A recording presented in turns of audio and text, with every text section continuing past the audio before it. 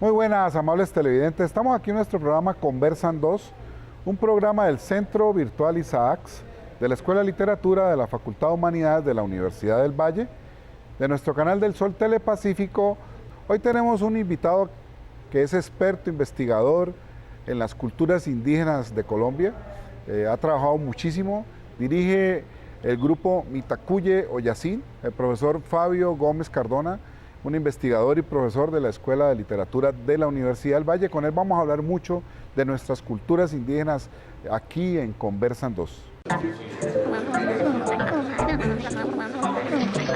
Estamos aquí, Conversan 2.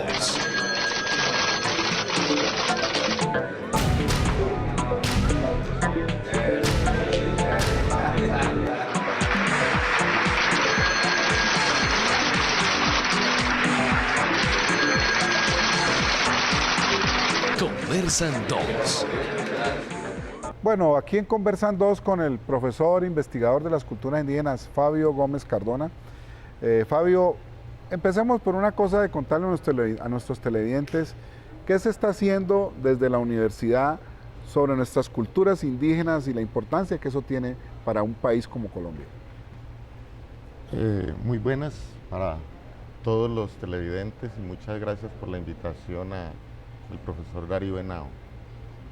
Bueno, realmente en la Universidad del Valle hay una fuerte presencia de las culturas indígenas de Colombia. Funciona un cabildo universitario, un cabildo indígena universitario, integrado por jóvenes estudiantes de diversas carreras y que vienen de sitios muy distantes, vienen de Nariño, vienen del Cauca, incluso desde el Baupés. Yo creo, no sé la cifra exacta, pero ya se van aproximando a los 1000 estudiantes indígenas, ¿no? Entonces, eso es algo a destacar en primera instancia. En segundo lugar, estaría el trabajo que se hace desde la academia en torno a diversas temáticas de las comunidades indígenas, por ejemplo, la relación con los proyectos educativos de las comunidades, con los colegios y las universidades indígenas, con los docentes indígenas. Y en el caso más concreto de nosotros en la Escuela de Estudios Literarios, la promoción del conocimiento de las tradiciones literarias indígenas, que son múltiples, variadas, y la incidencia que esas tradiciones literarias y que esas culturas tienen en la sociedad colombiana, ¿no? en la configuración de la cultura colombiana. Bueno, tú recientemente has trabajado mucho algunas culturas como la Kogi, tiene relaciones con los Embera, con los indígenas del Cauca. Cuéntanos un poquitico tus experiencias investigativas con esas comunidades. Bueno, digamos que en primer lugar la relación, creo que como para la mayoría de la gente que vive en las ciudades, la relación con las comunidades o con los pueblos indígenas fue a través de los libros, ¿no? Como estudiante de literatura, llegar a conocer en las obras literarias o en obras de antropología la existencia de un pensamiento, de una filosofía, de una historia tan valiosa como la de los pueblos indígenas. Entonces yo empecé a interesarme en primera instancia en la cultura Kogi, que es uno de los pueblos, los Kogi son uno de los pueblos que le puede dar unas enseñanzas muy profundas al resto de los colombianos. Digamos que hay una filosofía de la relación del hombre con la naturaleza y con el entorno. Y yo conocí el trabajo de Gerardo Raigel Dolmatov, uno de los eminentes antropólogos pioneros de la antropología en Colombia, y a través de esos textos me enamoré de la literatura y de la cultura Kogi y empecé a estudiarlos desde el punto de vista literario. Ya más adelante, cuando tuve la oportunidad, quise ir a conocerlos personalmente, a visitarlos, a llevarles también un pequeño trabajo que yo había hecho acerca de la literatura de los Kogi, del tema de lo femenino. Y en otra ocasión estuve de visita ya en un trabajo con los maestros de Nabucima, en el pueblo de Nabucima que corresponde a los Xisca, a los arhuacos. Y con los maestros estuvimos compartiendo experiencias de trabajo durante casi una semana. Digamos, ese fue un primer acercamiento con una de las culturas indígenas. Más adelante tuve la oportunidad de participar en un proyecto con los maestros paeses, o sea, la cultura Nasa, de aquí del Valle del Cauca, ¿no? Están muy cerca de Cali, hay cabildos, hay asentamientos en la región de Florida, de Pradera, acá mismo en Jamundí, y con otros profesores hicimos, digamos, un trabajo compartido también con maestros indígenas durante casi un año. Ese es un proyecto muy bello de educación intercultural, bilingüe, que se empezó a gestar ahí en Florida por parte de los maestros indígenas y que luego se ha diseminado por todo el departamento. Es decir, ese proyecto nació allá con ellos, con los paeses de Florida, y luego se ha tomado como modelo para extender la institución IDEBIC a otras zonas del valle donde hay asentamientos indígenas. Y es un proyecto muy, muy importante, mira, que en el año anterior obtuvo el premio Compartir al Maestro, ¿no? Porque excelente. Se le da un reconocimiento a ese trabajo tan valioso que ellos han venido haciendo. Estuve con los paeses trabajando un año, también tuve acercamientos con otras comunidades del norte del Cauca, específicamente Toribío. Conocí el proyecto educativo de ellos también, que es hoy en día es una universidad indígena. Inició como una institución de bachillerato, pero ha ido evolucionando y hay una propuesta, un proyecto de universidad indígena autónoma e intercultural. Y en los últimos años he estrechado los lazos con la comunidad Misak, el pueblo guambiano, que tienen también grandes cosas, maravillosas cosas que enseñarnos. Y a nivel educativo, mi acercamiento es más que todo con los maestros y las maestras. También tienen un proyecto de una universidad indígena intercultural que se llama la Misak Universidad. Es un proyecto muy bello que todavía no tiene el aval de un Ministerio de Educación Nacional, pero que ellos lo han puesto en marcha desde hace ya varios años y se espera que logre tener ese reconocimiento más adelante. Bueno, como ven, hay un trabajo extraordinario y muy importante para este país, para nuestra cultura. Vamos a hacer una pausa y ya regresamos con Fabio Gómez. Bueno, continuamos aquí en Conversan 2 con Fabio Gómez hablando de las culturas indígenas. Quisiera preguntarte un poco sobre tu labor creativa, porque tú conoces muchísimo de la música, tocas la música andina, de origen indígena, y además también haces poesía y has trabajado mucho en eso. Hablemos un poco de la importancia que tiene esa tradición y poder hacer, dijéramos, literatura, poesía, música.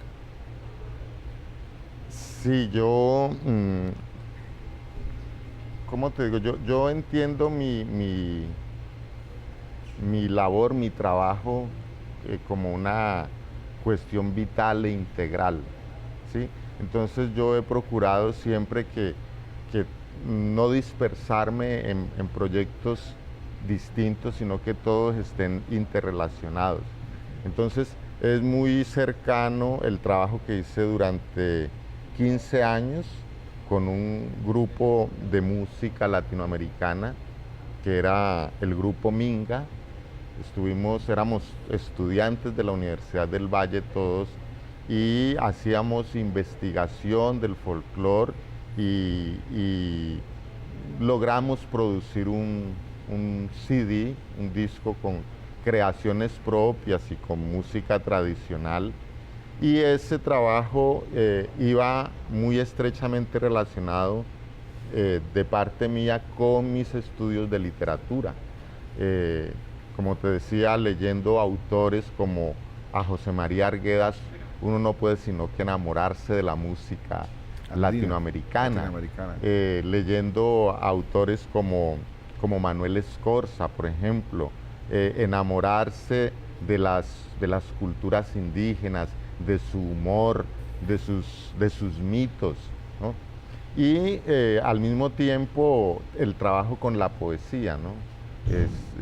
Desde muy joven, desde adolescente, yo siempre tuve el anhelo de escribir, de ser escritor, por eso estudié literatura.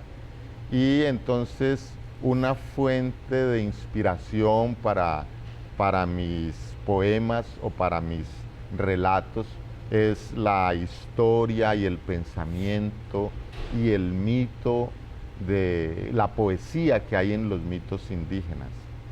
Entonces, cuando yo escribo, por ejemplo, estos poemas de este libro que se llama De Agua, este librito de poesía, muchos de estos poemas realmente están inspirados en mi trabajo de investigación, de investigación en mitología, de aproximación a las comunidades, de aproximación a la música, tratando de integrar, como te digo, todo eso. ¿Por qué no nos lees uno que yo sé que son fragmentos? Son poemas, algunos son muy breves y están inspirados también en asuntos como chamánicos, ¿no? Porque uno de mis trabajos de investigación fue sobre el chamanismo. Dice: del dolor germinal de la semilla nació el tiempo, azotado por lluvias de luz y de tinieblas. Del cuerpo joven de una muchacha, de su primera menstruación, y tuvo olor de semen y madera, y tuvo un denso olor a flor de tierra. El tiempo es piedra, las horas y las eras, granos minúsculos de arena, rechinar dentado de la rueda, crepitar del cuarzo, rumor de las estrellas. Bellísimo el poema. ¿Cómo es que se llama? No tiene título, sino es un poema sobre el tiempo, sobre el nacimiento del tiempo. Del tiempo, ¿sí? Bueno, y el trato con los jóvenes, dijéramos, de origen indígena que llegan a la universidad, que están, dijéramos, en contacto con la cultura universitaria, con la cultura contemporánea. ¿Cómo ves tú ese proceso de esta juventud, como que has sido docente, que investigas, que orientas? ¿Cómo sientes tú esta juventud de origen indígena que ya tenemos en el caso de la Universidad casi 1000?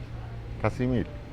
Sí, para mí realmente es fascinante. Me parece que es una hermosa oportunidad que la Universidad del Valle le está brindando a estos jóvenes para que vengan a hacer sus estudios universitarios y para que busquen forjarse un futuro en donde haya un diálogo entre lo que es las tradiciones de sus pueblos y, digamos, lo que ofrece el mundo moderno, el mundo globalizado. Leer, por ejemplo, un trabajo de arquitectura, ¿no? Sobre eso lo hizo un estudiante MISAC, que se llama Johnny Calderón, donde trata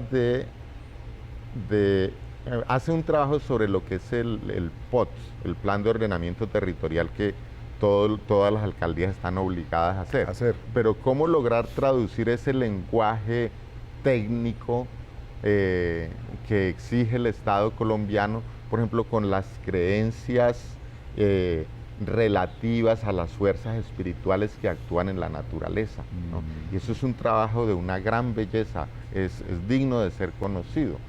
O también hay muchos estudiantes indígenas, por ejemplo, estudiando, bueno, muchos no, algunos estudiantes haciendo medicina. Entonces, ¿cómo compaginan ellos los saberes de la medicina tradicional indígena con los saberes académicos? O los estudiantes que hacen literatura o que hacen historia. Allí hay algo muy que puede arrojar resultados muy valiosos e interesantes, porque habría que decir algo.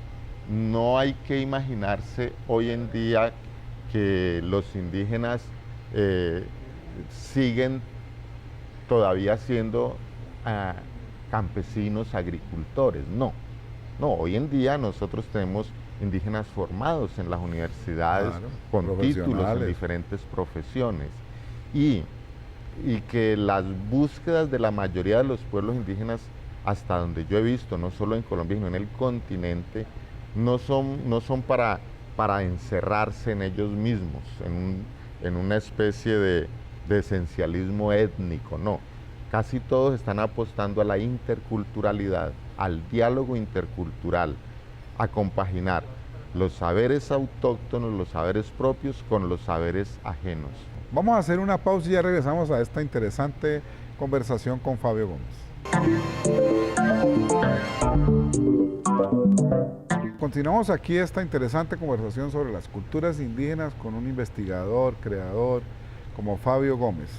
Vamos a dedicarle este último segmento, Fabio, a un grupo que sé que tiene mucha importancia de todo lo que tú haces, que se llama Mitacuyo Yacín. ¿Qué hace Mitacuyo Yacín y en qué está ahora Mitacuyo Yacín? Sí, el Mitacuyo Yacín es un grupo de investigación, ¿no? La voz quiere decir para que nuestros televidentes... Esta es una expresión en lengua lakota de los indios de Norteamérica, que es una expresión ritual con un significado muy bello que es todos somos parientes. Ah, qué lindo. Mitacuyo Yacín quiere decir todos somos parientes, pero no se refiere a todos los seres humanos, ¿no?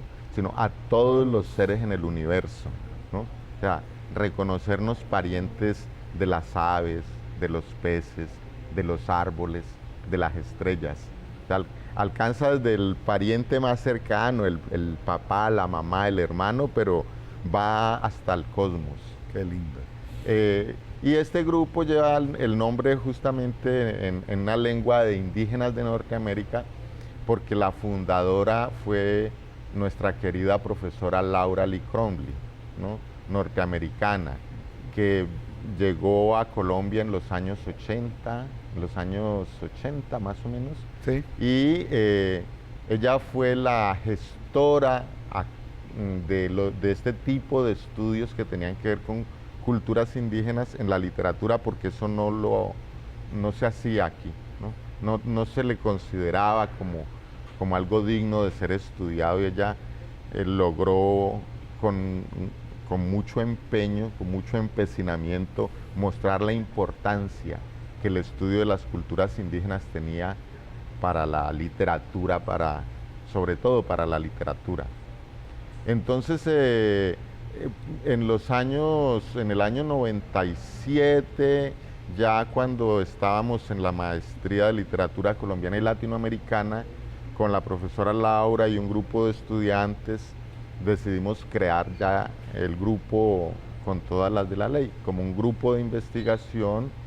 Y mira, de allí muchos estudiantes de pregrado se han graduado con tesis dirigidas dentro del grupo. Y tratando estas temáticas de estudios indígenas. Sí, y estudiantes de maestría también. No sabría decirte cuántos, pero son bastantes. e incluso 2 tesis doctorales salieron de ese grupo, que fueron la tesis del profesor Moreno y la tesis mía. Fueron gestadas al interior del grupo y luego se vaya desarrolladas. produciendo investigación de punta, de altísimo nivel, que son cosas que van a llegar a otros niveles de la educación y que sirven muchísimo para nuestra cultura.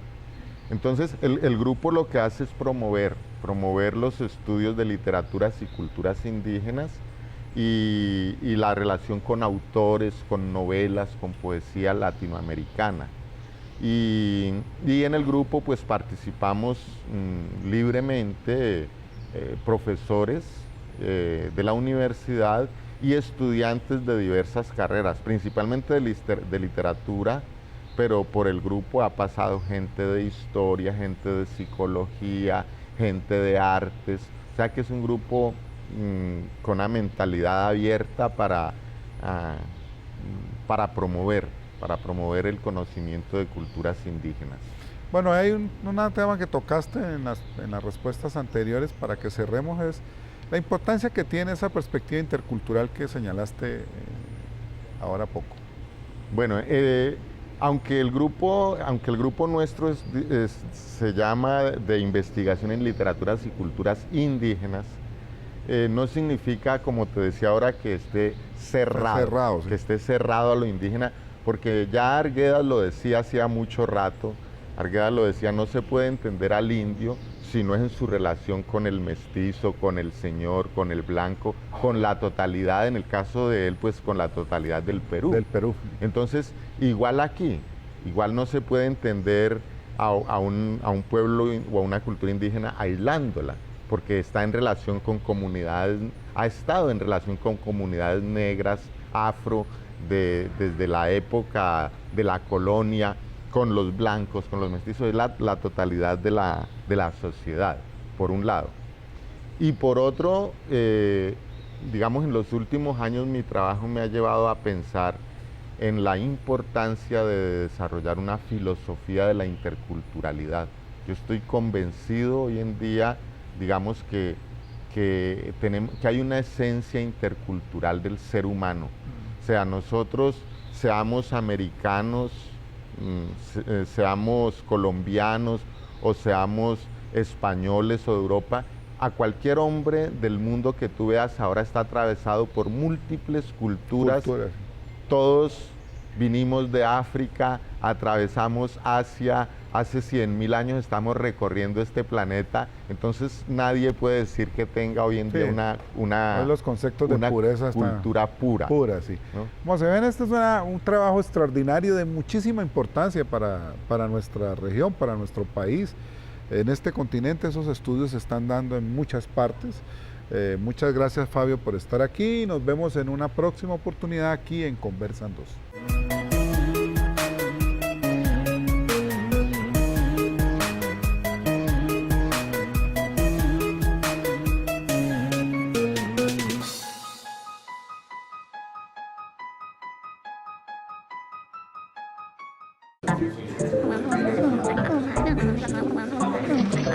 Estamos aquí, Conversan 2.